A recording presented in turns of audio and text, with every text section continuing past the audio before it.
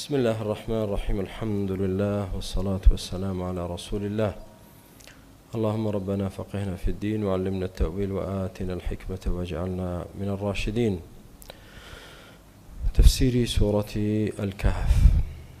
آية بنجاويك. لدرسي رابردو لآية بنجا أو مانزانيك خواي پروردگار گلەیی لەو مرۆڤانە دەکات لەو بەنی ئادەمانە دەکات کە شەیطان و نەوەکانی شەیطانیان هەڵبژاردن بەسەر خوادا کە دۆستی ڕاستەقینە و خۆشەویستی ڕاستەقینە و پاڵپشتی ڕاستەقینەیان گۆڕیەوە بە دوژمنی ڕاستەقینە، وازیان لە خوا هێنا بۆ ئیبلیس. لە کاتێکدا خوای پەروەردگار چاکەی لەگەڵ ئادەم کردو و لەگەڵ بەنی ئادەم کرد و عقوبەی ئیبلیسیدا و ئیبلیسیش دوژمنایەتی ئادەم و بەنی ئادەم دەکات، کەچی زۆرێک لە بەنی ئادەمەکان دێن شەیطان و ذورریەتەکەی دەگرن بە دۆستی خۆیان لە جیاتی خوای پەروەردگار. بئس للظالمین بدلا. هەر کەسێ ئەوە پیشەی بێ ئەوە کاری بێ بەڕاستی ستەمکارە، ظالمە، خراپترین ئاڵوگۆڕی کردووە. جا ئێستا ئەم ئایەتی پەنجاوێک ئەومان تێدەگەێنێ ئایا یعنی ئەو شەیاطینانە ئەو مەعبوداتانە ئەوەن شایستە بن کە مرۆڤ بە دۆستی خۆی بیانگرێت و پشتیان پێ ببەستێ و ئومێدی پێیان بێت و ڕەجای خێرێک ڕەحمەتێکیان لێ بکات؟ شایستەن؟ خوای گەورە دەفەرمێ ما ئەشهەدتهم خەلق السەماوات والئەرض ولا خەلق ئەنفوسهم. من کاتێک کە ئاسمانەکان و زەویم دروست کرد ئەوانم ئامادەی دروستکردنەکە نەکرد تاوەکو یارمەتیەکم بدەن، پشتیوانیەکم بکەن، یاخود ڕاو بۆچوونێکی خۆیانم پێ بڵێن سوودی لێ ببینم بۆ دروستکردنی ئەرز و ئاسمان. یعنی مە گاڵتەکردنە پێیان ئەسڵەن هەر نەبوون. کاتێک کە خوای گەورە ئەرز و ئاسمانی دروست کردووە ئەوانەی کە خەڵکی دەیان پەرستن بە قسەی شەیطان هیچیان هەر نەبوون تاوەکو ئامادە بوو بن لەگەڵ خوای پەروەردگار لە کاتی دروستکردنی ئەرز و ئاسمان. یعنی چی؟ یعنی ئەوەی کە خالقی ئەرز و ئاسمانە ئەو شایستەی پەرستنە. ئەوانە نەک خالق نین، نەک شەریکی خواژ نین، نە ئیستقلالن، نە شەراکەتەن، نە وەزیر و معینیشن. وما كنت متخذ المضلين عضدا. ومن نەشهاتم ئەو گومڕا سەر لێ شێواوە سەر شێوێنەرانە بکەم بە پشتیوانی خۆم، چونکە پێویستیم بە پشتیوانی کەس نییە. چه جای ئەوەی بێم کەسانێکی مضل بکەمە پشتیوان و یارمەتی دەرم؟ نە هیچیان دروست کردووە، نە شەریکم بوون لە دروستکردنی ئەرز و ئاسمان و دروستکردنی خۆشیان، و نە وەزیرم بوون، و نە معینم بوون، و نە مشیریشم بوون. مشیر چییە؟ الذي يشير لك برأيه. ڕاوێژکاریشم نەبوون. هیچ نین ئەوانە، هیچ نین. وەرە لە بەرامبەری خوادا هیچ نین. واش تۆ بێی واز لە خوا بێنی بۆ ئەمانە، لەگەڵ خوا ئەمانە بپەرستی؟ یعنی خوای پەروەردگار ئەسڵەن زەربی سفری کردن. ما ئەشهەدتهم خەلق السەماوات والئەرض. ئەها کاتێک بۆ نمونە پرۆژەیەکی زۆر گەورە خەریکی تەسیسکردنن، خەریکی ئینشا و دامەزراندنن، بۆیە مهندسێکی زۆر بلیمەت هەیە بەڵام مەشروعەکە زۆر وردە، حساسە، گەورەیە. ئێستا کۆمەڵێ مهندسی تر دێنێ ئامادەی ئەو پرۆژەیان دەکا لەگەڵی بن، شاید بن، حاضر بن. یارمەتیەکی ئەوان، ڕەیەکیان، بۆچوونێکیان، ڕاستکردنەوەی هەڵەیەکیان، کاکەوەرن برام ئەم مۆزوع حساسە، ئێوە لەگەڵم بن. خوای گەورە دەفەرمێ من ئەوانم نەهێناوە. ما ئەشهەدتهم خەلق السەماوات والئەرض. ئاسمانەکان و زەویم دروستکردن ئەوانە هەر وجودیشیان نەبوو. ولا خەلق ئەنفوسیهم. و نە لە کاتی دروستکردنی خۆشیاندا ئەوانم هێنان دەی وەرن شاهید بن بەسەریەکەوە کە ها کە فڵان دروست دەکەم تۆ وەرە ئامادە بە. هیچ نین، هیچ هەر وجودیان نییە، قیمەتیان نییە. کاتە چۆن شایستەی ئەوەن بپەرسترێن و بکرێنە شەریکی خوا. وما كنت متخذ المضلين عضدا. کۆتایی ئەم ئاەتە دەرسێکمان فێر دەکات کە هەر کەسێک مضیل بێت، گومڕاکار بێت، سەر لێ شێوێنەر بێت، خراپەکار بێت، قەت نەیگری بە پشتیوانی خۆت، قەت نەیگری بە ڕاوێژکاری خۆت، قەت دڵت پێی خۆش نەبێ، چونکەوا مەزانە بەرەو ڕەشەد و هیدایەت و چاکە بتبات. ويوم يقول نادوا شركائي الذين زعمتم. وأي محمد عليه الصلاة والسلام باسی ئەو ڕۆژەیان بۆ بکە بیان ترسێنە ئەو ڕۆژی قیامەتەی کە تیایدا پەروەردگار دەفەرمێ نادوا شركاءكم الذين زعمتم. دەی ئێستا ڕۆژی خۆیەتی، کاتی خۆیەتی کە ئێوە بانگی هاوڵەکانتان بکەن ئەوانەی کە کردبووتانن بە شەریک بۆ من. الذين زعمتم يعني زعمتم أنهم آلهة ويستحقون العبادة. کە گومانتان وابوو ئەوانە شایستەی پەرستنن، شایستەی پشت پێبەستنن، شایستەی داوا لێکردن و هانا بۆ بردنن، دەی داوایان لێ بکەن ئەمڕۆ ڕۆژیەتی. بۆچیتە؟ کوردەواری هەیە دەڵێ چی؟ نانی سپی بۆ ڕۆژی ڕەش، نانی سپی بۆ ڕۆژی ڕەش، ها؟ ماڵی سپی بۆ ڕۆژی ڕەش. باش، ئێستا ڕۆژی ڕەشتانە قوڕ بەسەرتان. ئەی ئەوانەی شەریکتان بۆ خوا دانا لە دنیا تا لە ژیاندا بووی دەچووی بە دەوری قەبرێکدا دەسوڕێەوە چییە خێرە کاکە؟ وەڵا ئێستا من داوای لێ دەکەم شەفاعەتم بۆ دەکا. کورە لە دنیا هیچت بۆ ناکا بەخوا، قەینا ئومێدم پێ بۆ قیامەت شەفاعەتم بۆ دەکا. فەرموو ئەوە قیامەت. دەی ئێستا بانگیان کەن بابێر فریاتان کەون، بابێر فریاتان کەون. خوای گەورە دەفەرمێ ومن أضل ممن يدعو من دون الله من لا يستجيب له إلى يوم القيامة. چێ لەوانە گومڕاترە کە داوا لە کەسانێک دەکەن وەڵامیان نادەنەوە تا ڕۆژی قیامەت، تا ڕۆژی قیامەت. تو هەر داوای لێ بکە هیچ بەخوا جوابت ناداتەوە. داوا لە پێغەمبەر کەیت عەلەیهی سڵاو وسەلام، داوا لە شێخ عەبدولقادر کەیت، داوا لە کاک ئەحمەدی شێخ کەیت، داوا لە هەر یەکێکەی جگە لە خوا چاوەڕێکە تا ڕۆژی قیامەت هیچ جوابێک نابیستی. ئێکە ئەوانە نەبیستن ئەی بتو سەنەمەکان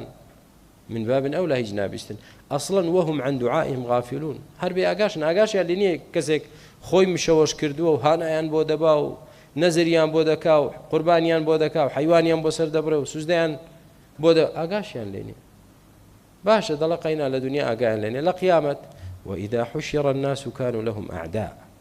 وكانوا بعبادتهم كافرين. کە خەڵکیش زیندوو کرایەوە ڕۆژی قیامەت دەبنە دوژمنیان، بەڕائەتیان لێ دەکەن. ئێمە ڕازی نەبووین بۆ کاری ئێوە کردان. بۆیە پەروەردگار دەفەرمێ ئەی محەممەد عەلەیهی سڵاو وسەلام بۆیان باسکە کە دڵیان بە ڕۆژی دوایی خۆشە، لە ڕۆژی دوایی ئەوانەی داوایان لێ دەکەن لە دنیا فریایان کەون کە دەڵێن هؤلاء شفعاؤنا عند الله فدعوهم. ئەوانیش دەڵێن مادام ڕێگەمان پێدرا داوایان لێ بکەین محامیەکانمان بۆی بێنە سەرخات، فکرەیەکی باشە. فدعوهم، دەستیان کرد بە بانکردنیان، یا فلانە کەس هاوار، فلانە کەس من لە دنیا داوام لێ کردی، تەکلیفم لێ کردی لە قیامەت شەفاعەتم بۆ بکەی، شتێکم بۆ بکەی، ڕزگارم کەی. فدعوهم فلم يستجيبوا لهم. هیچ وەڵامیان نەدانەوە، وەڵامی چیان نەدانەوە ئابەد، وەڵامی چی؟ بۆ ئەوانەی کە دەپەرستران جگە لە خوا سێ جۆرن. جۆرێکیان جەماداتە، بت و سەنەمێکە، دار و بەردێکە، وەڵامی چی بداتەوە؟ یاخر چاوەڕی چی لە دارێک و بەردێک دەکەی وەڵامت داتەوە؟ هیچ. ئەوانەی کە ڕوح لەبەرن و مرۆڤن دوو سنفن وتمان، ئەوانەش یا ڕازی بووە بەو کارە، ڕازی بووە خەڵک سوزدەی بۆ بەرێت و قۆندەرەکەی ماچ کات و هانای بۆ بەرێت و هاواری لێ بکات، یا ڕازی بووە یا ڕازی نەبوو. کە ڕازی نەبوو بێ ئەسڵەن دەبێتە دوژمنی ڕۆژی قیامەت. ڕازی نییە. ئەی خوای پەروەردگار ئێمە پێمان نەوتن ئێمە بپەرستن. خوای گەورە فەرمێ یا عیسی ابن مەریەم ئەنتە قولتە للناس اتخذوني وأمي إلهين من دون الله. ئەوە تۆ بە خەڵکە دوت. خوای گەورە دەزانێ بەس دەی ئەو مەشهەدە بۆ ئێمە نەقڵکە بۆی هەموو گاورە گەڕەکان و گومڕاکان تێبگەن. ئەوە تۆ بە خەڵکە دوت منیش و دایکیشم بکەن بە دوو خوا هاواریان بکەنێ. قال سبحانك پاچی بۆ تێ ئەی خوای پەروەردگار ما قلت لهم إلا ما أمرتني به من هیچم پێ نەوتون إلا ئەوە نەبێ کە خۆت فەرمانت پێ کردوم چی أن اعبدوا الله ربي وربكم وتومە خوا بپەرستن کە پەروەردگاری منیش ئێوەش. تەواو ئەوان لی چوونە دەرێ. ئێستا عیسا لی چۆ دەرێ، پێغەمبەر ساسم لی دەچێتە دەرەوە، عوزێر لی دەچێتە دەرەوە، پیاوچاکان لی دەچنە دەرەوە چکۆن هیچیان ڕازی نین خەڵک بیان کاتە شەریکی خوا. ئەدی ئەو تاغوتانەی کە لە پێستی ئەولیادا بەڵام شەیطانن خۆیان شاردۆتەوە ئەی ئەوانە چی؟ ئەوانەش دیسان فەلەم یەستەجیبوا لەهم بۆ جورئەت ناکە. لە دنیا خەڵکی خەڵەتاند، لە دنیا ئەوەندە ئیمانی بە قیامەت نەبوو، ئاسایی بوو بەلایەوە، شانازی پێوە دەکرد، دڵی پێی خۆش بوو، خەڵکێک سوزدەی بۆ بەرێ، خەڵکێک هانای بۆ بەرێ. بەس ئێستا قیامەت، ئێستا یەقینە، حەقیقەتە. ئێستا خوا لە وجوددا لە محکەمەیان دەکات و ڕۆژی حیسابە نەک ڕۆژی عەمەل بێ. ئێستا جورئەت ناکە ڕاست بێتەوە وڵا هاو من هەم ئەوە هاتم بە فریاتانەوە دەی با بزانم خوای گەورە دەوێت چیتان لێ بکە من ناهێڵم. چێ جورئەت دەکە؟ بۆیە خوای گەورە فەرمێ فەلەم یەستەجیبوا لەهم هیچ کوڕە شێخ فڵان کاک فڵان جەنابی فڵان ئەی لە دنیا من چیم نەکرد ئەی تۆ وعدت پێم نەدا. لە منطقەیەکی بیتوێن وەڵا پشت بیتوێن لای پشتدەر دوو فەقیرێکی داما و پیاوێکی نەخوێندەواری ئیمانداری دڵساف چۆ بۆ لای شێخێک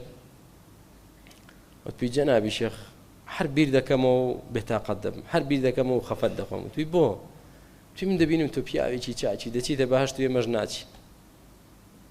دەبێت چارەیەکم کەی، حەز دەکەم لەگەڵ تۆ بم لە بەهەشت. هێدامە و کێ دەڵێ دەچێتە بەهەشت؟ وەڵاوی جوان جوان فێڵێکی لێ کرد بوو. توی باش ئەو پارچە زەویەی کە هاتە بمدەیە لە بەهەشت لەگەڵ منی، زەوی زرعات، ئەمە حەقیقەتە وەڵڵا. وەڵا پارچە زەویدا بۆیە و وعدی پێداوە شەفاعەتی بۆ دەکا لە قیامەت لە بەهەشت لەگەڵیەتی. دەچێتە ماڵەوە بە دڵێکی خۆش لای خێزانی دەڵێ وەڵا الحەمدوللا بەهەشتم مسۆگەر کرد لەگەڵ حەزرەتی شێخم لە بەهەشتدا. وەڵا پیاوەکە من تەواو بەیدمان تێک چوو بەخوا و پارچە زەوی ترمان هەیە، یا ئەویشی دەدەی تێ بۆ من یا من و تۆ لێک جیا دەبینەوە. دەچێ ئەویشی بداتێ بۆ ئەوەی وەڵا خێزانەکەشی بەرێ بۆ بەهەشت. لە دنیا گاڵتە بە عەقڵی خەڵک دەکەن بەس لە قیامەت دەکرێ ئەوە. فەلەم یەستەجیبوا لەهم وجعلنا بەینەهم مەوبقا. لە ناو ئاگردا دۆڵێکی ئاگر وەکو دیوارە لە بەینیاندا، لە بەینی عابد و مەعبودەکان هەر پێشیان ناگەن، هەر پێشیان ناگەن. کەواتە ئەی ئەو کەسانەی کە غەیری خوا دەپەرستن وا مەزانە لە ڕۆژی دوای فریاد کەوێت. وەڕە المجرمون النار. ئێستا ئەوانەی دڵیان پێیان خۆش بوو لە دنیادا لە قیامەت ڕۆیشتن وضل عنهم ما كانوا يفترون. کەس نەما و دەڵێن ما كنتم إيانا تعبدون، ئێمەتان هەر نەدەپەرست، درۆیە، شتیوا ڕاز نییە. ئێستا ئاگر دیارە، حەقیقەتە واقعە، ئاگری جەهەنەم نزیک کراوەتەوە لەبەر چاویانە. وەڕە المجرمون النار، مجرمەکان ئاگریان بینی فظنوا أنهم واقعها. ظن لێرە بەمانای یەقینە، هەندێک جار بەمانای یەقین دێت وەکو ئێرە. دڵنیا دەبن ئەیقەنوا، دڵنیا دەبن کە ئەوان دەچنە ناویەوە، کۆتاییان پێهات. ئەوانەی کە لە دنیا پشتیان پێبەستن هیچ هەر وەڵامیشیان نەدانەوە. فظنوا أنهم واقعوها ولم يجدوا عنها مصرفا. وهيج مصرفك مصرف بانقني مصرف يعني مكان آخر ينصرفون إليه ويختبئون فيه. هيج شوينێکیان دەست ناکەوێت ڕاکەن بۆی نەچنە ناو ئەو ئاگرەوە. تەواو مەسیرتان ئێرەیە، مەسیرتان ئێرەیە. جا کەسێک ئاوا بێت کە غەیری خوا بپەرستێ و دۆستایەتی شەیطان و بە قسەی شەیطان بکات و خەڵکی تر بپەرستێ، ئەوە عاقیبەتی دەبێت لە ڕۆژی دوایی. ئەنجا پەروەردگارمان بۆمان باسی قورئان دەکا کە ئەو خەڵکەی گومڕا دەبێ ئەو خەڵکەی دەکەوێتە بتپەرستی شەخص پەرستی گۆڕ پەرستی شەیطان پەرستی باشە هۆکارەکەی چییە؟ ئایا خەلەلێک لە قورئاندا هەیە پەیامەکەی خوا ڕوون نییە حقیقەتی ڕوون نەکردوتەوە یان چی؟ ولقد صرفنا في هذا القرآن للناس من كل مثل سوێن بەخوا لەم قورئانەدا لە هەموو جۆرە نمونەیەکی جۆرا و جۆرمان بۆ خەڵک هێناوەتەوە بۆ ئەوەی تێبگەن بۆ ئەوەی قەناعەت بکەن ئیخوای پەروەردگار ما فرطنا في الكتاب من شيء دەفەرمێ هیچمان جێ نێشتووە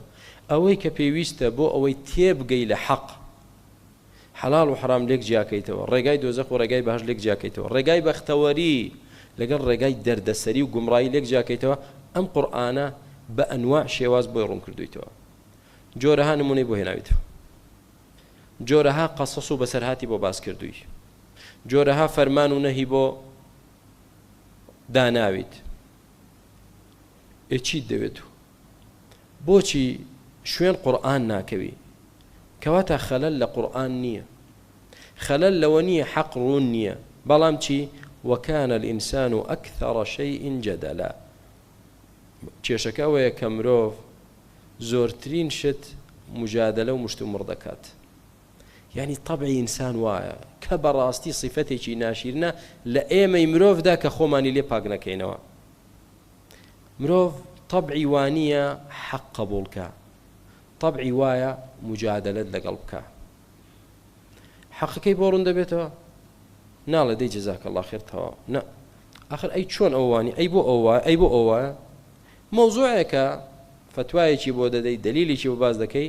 سەد شوبهەت لەولەولا بۆ ڕاست دەکاتەوە وكان الإنسان أكثر شيء جدلا ئەم جەدەلە مەحمود نییە مەذمومە تۆ کاتێک حەقت بۆ ڕوون دەبێتەوە پێت دەگا تەسلیمی بە و قبوڵی کە نەک بێ معارەضەی بکەیت و جیدالی تێدا دروستکەیت چونکە جیدال کۆتایی نایەت یعنی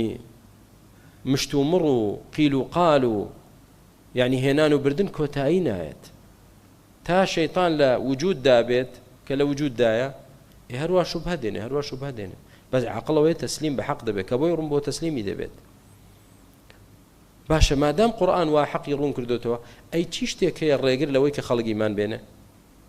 ئێستا پێمان دەفەرمێ خوای گەورە وما منع الناس أن يؤمنوا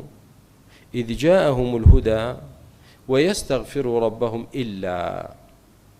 هیچ شتێک ڕێگری خەڵکی نەکردووە ڕێگری لە خەڵک نەکردووە لەوەی کە ئیمان بێنن کاتێک هیدایەتیان بۆ دێ کاتێک پەیامی خوایان بۆ هات کە قورئانە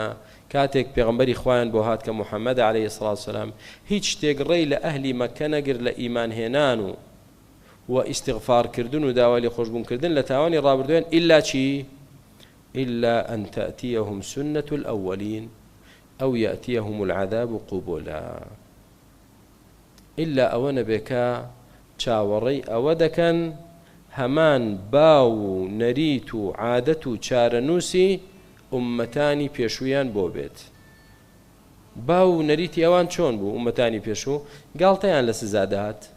وە گاڵتەیان لە ئیمان هێنان دەهات تا عەزابەکە دەهات ئەو جا دەیانوت ئێستا ئیمانمان هێنا بیستان فرعون لە چ کاتێک دەڵێ ئامەنتو کە تەواو ئێستا عەذابەکە هات وهروها یەک لە یەک قەومەکانی تریش بە هەمان شێوە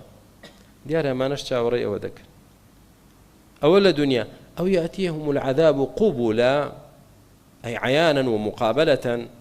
یا ئەوەیە دەیانەوێت لە جەهەنەمدا ڕوبەڕوو بە چاوی خۆیان ئاگری جەهەنەم ببینن ئەوەیە دیارە بەڵام ئایا لەو دوو کاتەدا ئیمان هێنان سوودی دەبێ پەشیمان بوونەوە سوودی دەبێ لە کاتێک لە دنیا عەذابەکەت بۆ هات و لە کاتێکیشدا کە تۆ چوویتە دۆزەخەوە سوودی دەبێ پەشیمان بوونەوە ئیمان هێنان ئیمان سوودی نابێت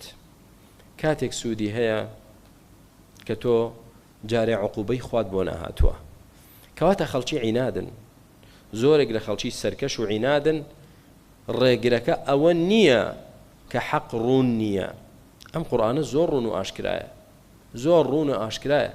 ستا بۆ نمونە ئەو چەند ئاەتی ئەم شەو باسمان کرد یعنی بۆی ڕوون کردینەوە کە کاکە اعتماد مەخە سەر غەیری خوا داوا لە غەیری خوا مەکە بەخوا هیچت بۆ ناکە و فریاد ناکەوێ واللهی ڕۆژی قیامەتیش وەڵام من ناداتەوە کەچی لەگەڵ ئەوەشدا دێ قورئان دەخوێنێتەوە لەو سەرەوە بۆ سەرەوە ختمی دەکا و ختمی دووەم ختمی سێم یا شێخ عەبدولقادری گەیلانی هاوار ئەی سوبحان الله ئێمە چییە بەدەستەوە خۆ ئینجیلە تەوراتە ئەمە کتابی ئەفلاتۆنە ئەرستۆیە چییە بەدەستەوەی تۆ تێناگەی مەگەر تێناگە یا گوێی پێ نادا یا شەیطانەکان شوبهاتیان بۆ دروست کردو دەیشی خوێنێتەوە فدعوهم فلم يستجيبوا لهم حتى دەڵێ لەگەڵ ئەویشی نییە إنهم إلا كالأنعام بل هم أضل گومڕا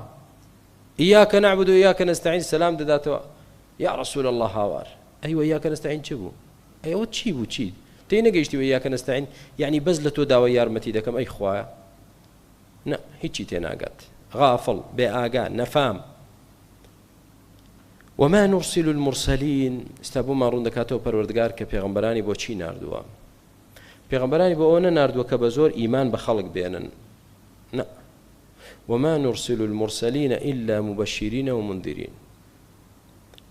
پێغەمبەرانمان نەناردوون و نایەنێرین ئیلا بە موژدەدەر بۆ ئیمانداران و چاکەکاران نەبێ و ترسێنەر بۆ بێباوەڕان و خراپەکاران نەبێت موژدەی چاکەکاران بە بەهەشت و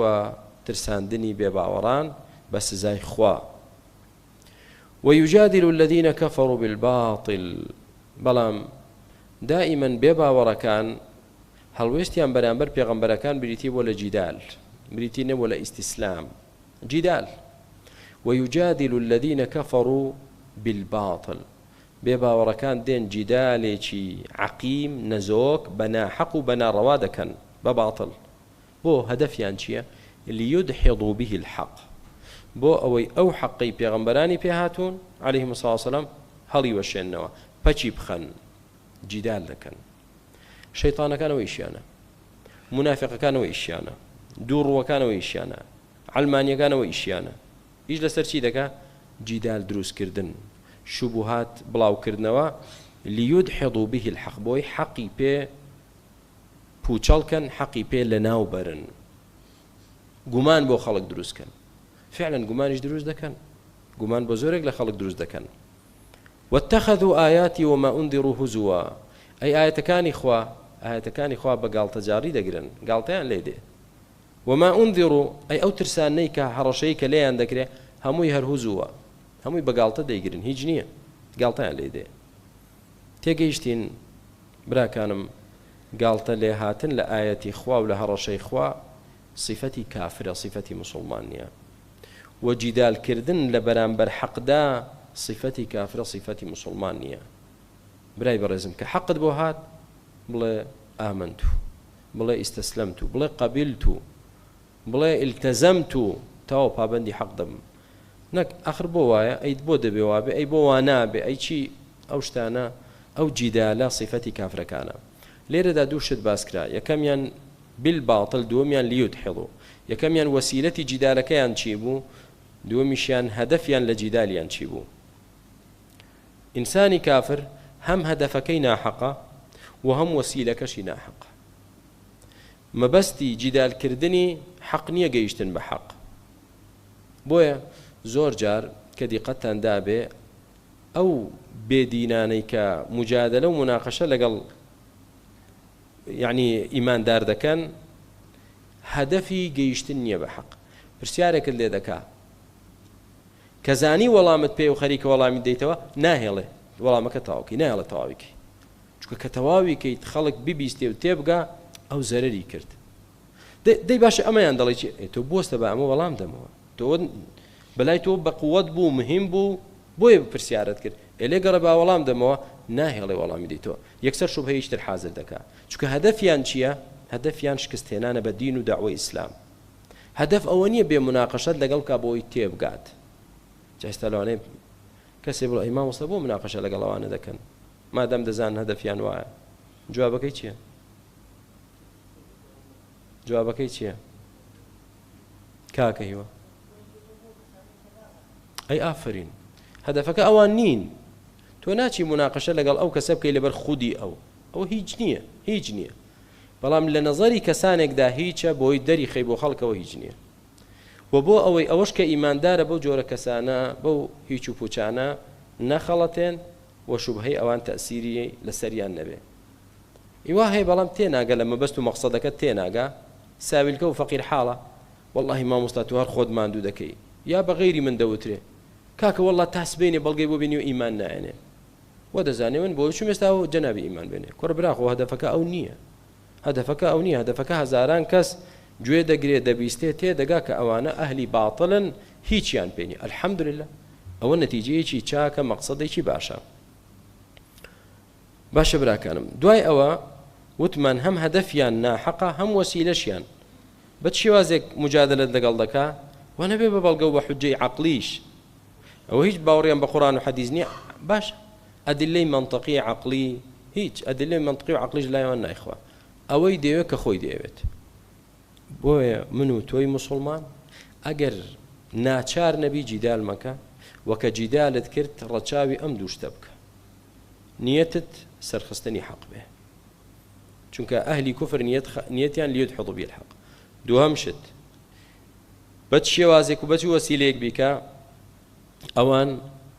خوا گەورە فەرمی وەیجادل الذین کەفەروا بالباطل تۆ بە بالحق بێت جیدالەکەت بە حەق بێ بە دەلیل بێ بە بەڵگەوە بێ نەک بە باطل بێت یا بە شەڕە جنێو بێ بە شەڕە جنێو چییە ئەمە کەی جیدالە ئەو جنێوت پێ بڵێ تۆ جنێوی پێ بڵێیتەوە ئەوە نابێ جیدال نابێت جیدال بە بەڵگەی حەق دەبێ تۆ بە هەر شێوازێک ئەو قسەی کرد تۆش وەرە قسە بکە و وەڵامی بدەوە لە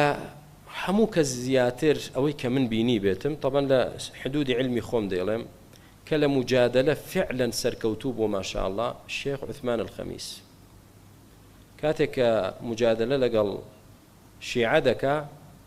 بەرامبەرەکەی تێک دەچێ هەڵ دەچێت قسەی ناشرین دەکا جنێو دەدا ئەویش لەسەر خەتی خۆی بەردەوامە هەر قسە بەڵگەیەک دێن دەڵە جوابی ئەوەدەوە ئەوە یعنی سلوبێکی جوان بۆیە دەبێ ئەهلی علم جیدالیان بە حەق بێ بە بەڵگە بێ و بە مەبەستی حەقیش بێت ئەجینا گوناهبار دەبێت ومن أظلم ممن ذكر بآيات ربه ئێستا خوای گەورە ستەمکارترین کەسمان پێدەناسێنێت خوا پەناماندا لەوان نەبی دەفەرمێت چێ لەو کەسە ستەمکارتر و زاڵمترە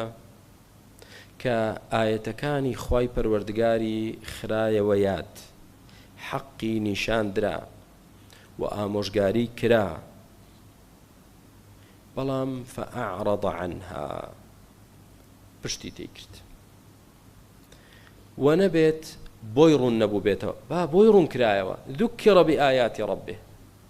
یعنی حەق هێنرایە پێشچاوی فەرموو ئەوە حەقەکەیە خرایە بەرگوێی ئەمە حەقەکەیە زانی لەگەڵ ئەوەشدا فأعرض عنها پشتی لەو حەقە کرد بۆ حەسەد بۆ کبر بۆ علووەن بۆەوەی منسەبی دنیای دەستکەوە بۆ فەسادن بۆی بتوانێت بەردەوام بێ لەسەر فەسادیەکەی خۆی کەس لەو کەسە زاڵمتر نییە وەنەسیە ما قەدەمەت یەداه و لە بیری چوو یعنی چ شتێک بە دەستەکانی خۆی و بەلاشەی خۆی و بەکردەوەی خۆی چی پێشکەش کردووە لە پێش خۆی بەڕێ کردەوە بۆ قیامەتی لە کردەوەی خراپ کە وا پێویست دەکا بترسێت و تەوبەی لەسەرکە کە چێر لە بیریشی نەکردووە نەماوە چی کردووە کە چۆن تووشی جەهەنەمی دەکا ئەو کردەوە خراپانەی هەر لێشی ناترسێ ئێستا پشتیشی لە حەقەڵ کرد ئینسان بۆ نمونە تۆ بە ڕێگایەکدا ڕۆیشتی هەڵە بوو یا مامەڵەیەکت کرد کڕین و فرۆشتنێکت کرد هەڵە بوویت تا ئەمڕۆ ئەوە تۆ ساڵێک 2 ساڵە لە حرامدا معاملە دەکەی باش ئێستا کەسێک هات بۆی ڕوون کردەوە وەرە برای بەڕێزم تۆ دەبینم 2 ساڵە ئەو معاملەی دەکەی ئەو معاملەی تۆ سووە ریبایە بۆ ڕوون کردەوە ئێستا چی ئەعرض عنها ئەو بەڵگانی بۆ تێنایە پشتی تێدەکا وەنەسیە ما قەدەمەت یەداه و لە بیری کرد کە 2 ساڵە چی کردووە لە حرام کە مووقفی ڕاستەقینە چۆن دەخوازێ تۆ تۆ 2 ساڵ بوو بێ لە ڕیبا خواردن دابووبی ئێستا کەسێک بۆ دڕون کاتەوە دەستت بگرێ وریات کاتەوە چی دەکەی دەڵێ برام خوا خێرت بنووسێ ئەی جەزاک الله خێر الحەمدوللا چان یەک تۆ پێت وتم ئەی من لەسەر ئەوە بەردەوام بوو بام و لەسەر ئەو حاڵەتە مردبام چیم کردبا عاقڵ وا دەڵێ بەس ئەو زاڵمانە نا لەبیری نییە چی کردووە و پشتیش لە حەق دەکات خوای گەورە چه عقوبەیەکی ئەدات إنا جعلنا على قلوبهم أكنة أن يفقهوا فرمي بدڵنیاییەوە ئێمە دامانە لەسەر دڵیان پەردە چەندان پەردەمان لەسەر دڵیان دانا بۆچی تەواو دڵیان خرایە ناو تورەکەیەک و پەردەیەکەوە بە هیچ شێوازێک لەمە دووە حەق ناچێتە ناو دڵیان باسمان کرد دڵ شوێنی تەئەممول و تەفەکر و تەدەبڕەوە نییە ئەگەر ئەو دڵە ئەو ئالەتە قوفڵ کرا لەمە دوات تەفەکر نامێنێ بیرکردنەوە نامێنێ ستا تۆ بۆ نمونە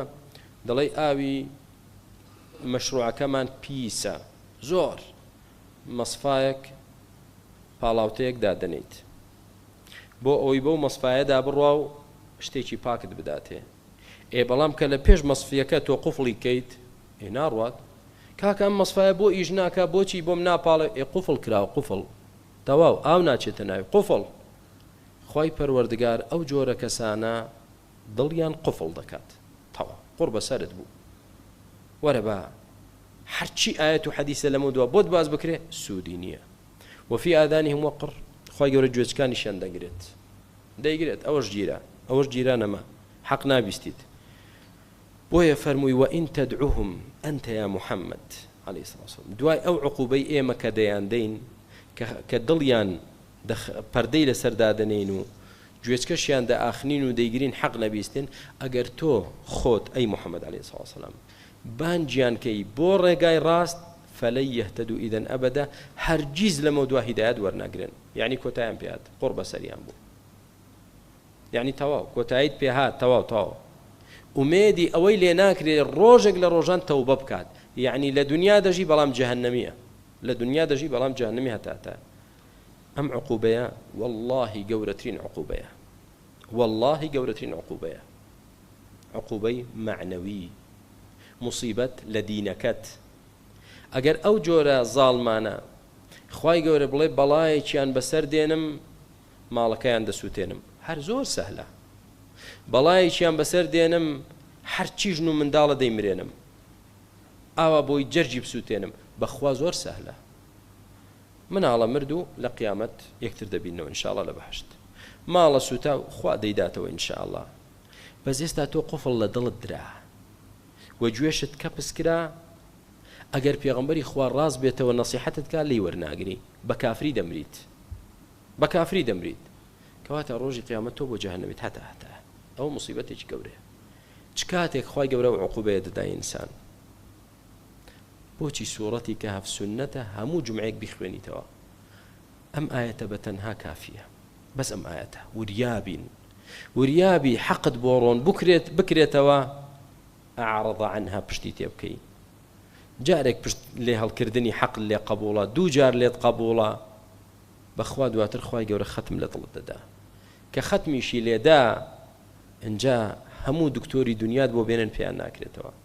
هەموو مامۆستا و داعی و عولەمای دنیات بۆ بێنن کۆرە پێغەمبەری خوا زیندوو بێتەوە ناتوانێت هیدایەتی تۆ بدا کۆتاییت پێهات براکانم زۆر ترسناک چەند جار وتومە دوو جۆر عقوبەی خوا هەیە عقوبەیەک هەیە لە بەدەنتە و لە ماڵتە ئەوە سەهلە لە چاو ئەو عقوبەی لە دینەکەتە بە تایبەتیش عقوبەی دینەکەت کە کۆتایی بێت جەرگ بڕ بێ بۆیە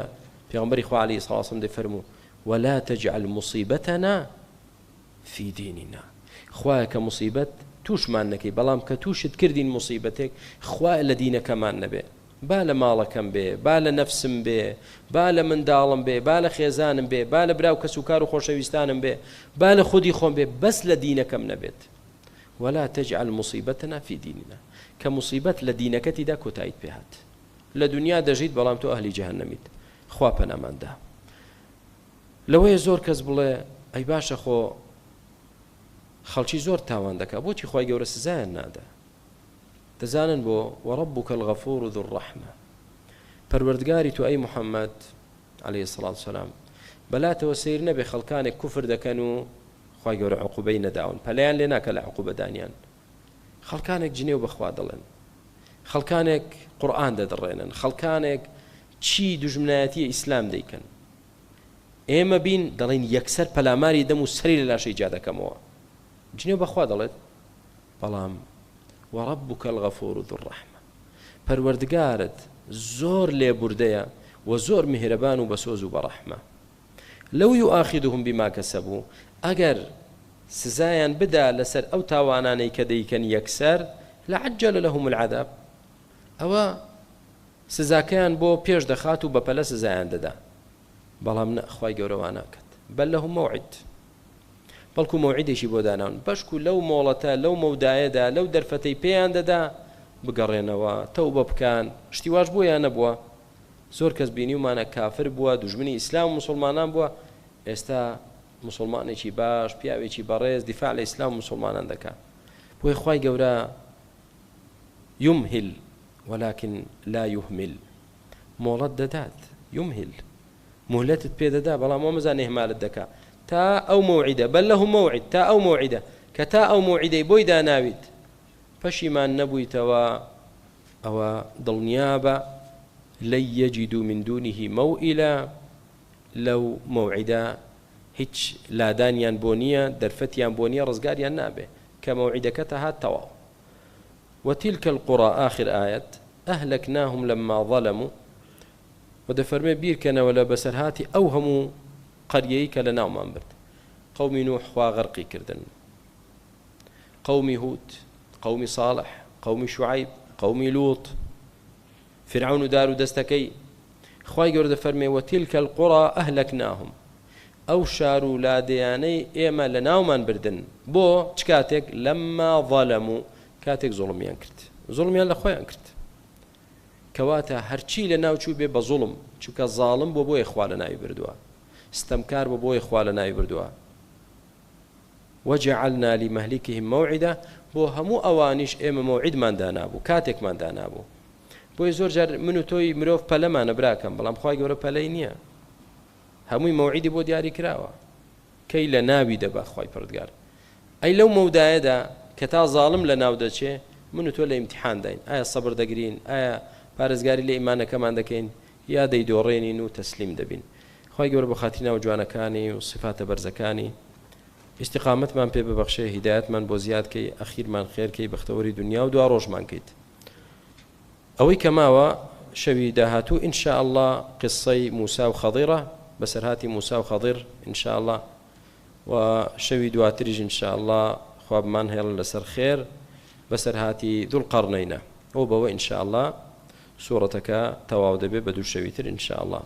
سبحانك اللهم وبحمدك أشهد أن لا إله إلا أنت استغفرك وأتوب إليك والسلام عليكم ورحمة الله وبركاته